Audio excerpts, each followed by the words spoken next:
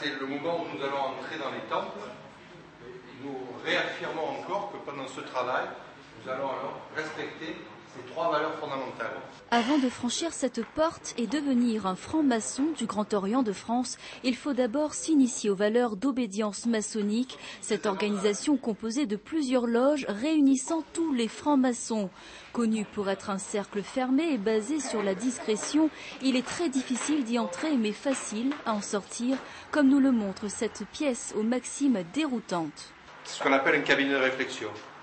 C'est là que les récipiendaires, comme on dit, avant leur initiation, attendent. Alors avec des maximes, vous voyez. Tremble, on te pénétrera. Ce qui veut dire ? Ça veut dire que si tu nous caches quelque chose, on le saura un jour. Une fois sorti de cette chambre, le nouveau membre entre dans ce temple pour y subir une initiation. Mais ce qui fascine ou prête souvent à plusieurs interrogations, ce sont ces principes et méthodes de travail tenus secrets.